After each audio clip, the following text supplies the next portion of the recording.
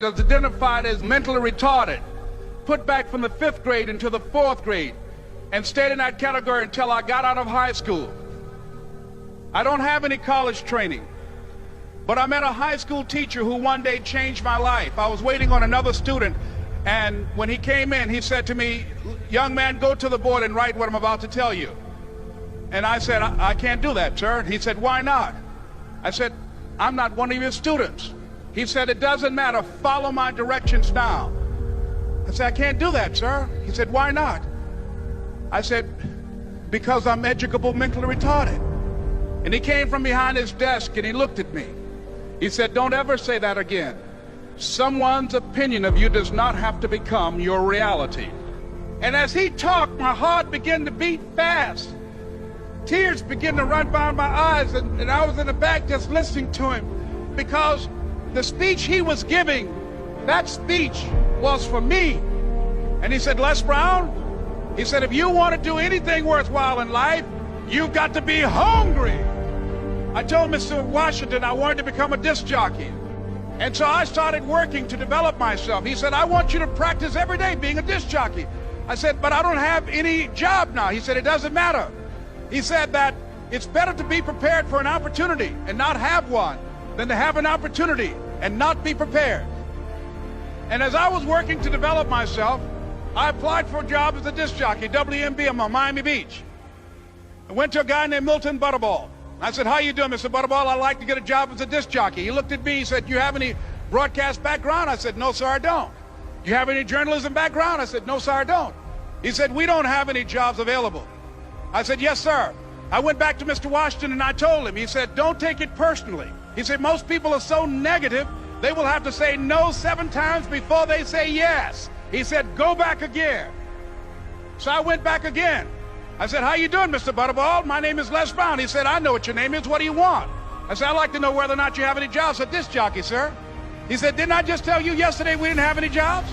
I said, "Yes, sir, but I know whether or not somebody got laid off or somebody was fired, sir." He said, "No one was laid off or fired. Now get on out of here." I came back the next day like I was seeing him for the first time. I said, "Hello, Mr. Butterball, how are you?" He looked at me with rage. He said, "Go get me some coffee." I said, "Yes, sir." And I went to get him some coffee. After a while, I would get their lunch and dinner, and I would go in the control rooms and take the disc jockeys their food, and I would not leave until they would ask me to leave. One Saturday afternoon, while I was at the radio station, a guy named Rock was drinking while he was on the air. I was the only one there, looking at him through the control room windows, walking back and forth, young, ready, and hungry. Pretty soon the phone rang, and it was the general manager. And I answered the phone. I said, "Hello?" He said, "Les, this is Mr. Klein." I said, "I know." He said, "Rock can't finish his program." I said, "I know." He said, "Would you call one of the other DJs in?" I said, "Yes, sir." I hung the phone up. I said, "Now he must think I'm crazy." I called my mom and my girlfriend, Cassandra. I said, "Y'all turn up the radio and come out on the front porch. I'm about to come on the air." I waited for about 20 minutes, and I called him back. I said, "Mr. Klein, I can't find nobody." He said, "Young boy, do you know how to work the controls?" I said, "Yes, sir." He said, "Go in there and don't say nothing here." I said, "Yes, sir." I couldn't wait to get behind those controls. I put on an old Stevie Wonder record called Fingertips. I sat down behind that turntable. I said, "Look out, this is me, LB Triple P, Les Brown, your platter playing papa. There were none before me, and there will be none after me. Therefore, that makes me the one and only. Young and single and love to mingle, certified, bona fide, indubitably qualified to bring you satisfaction, a whole lot of action. Look out, baby, I'm your love man." I was hungry. I was hungry. You got to be hungry. Begin to know that you have greatness within you. And if just one of you here begin to envision yourselves as being blessed and highly favored to reach your goals, if just one of you capture the essence of what that means, that you have greatness within you and a responsibility to manifest that greatness, that you can make your parents proud, you can make your school proud, you can touch millions of people's lives And the world will never be the same again because you came this way. It was hard, ladies and gentlemen, coming to speak to people. And I was facing financial difficulties in my own life.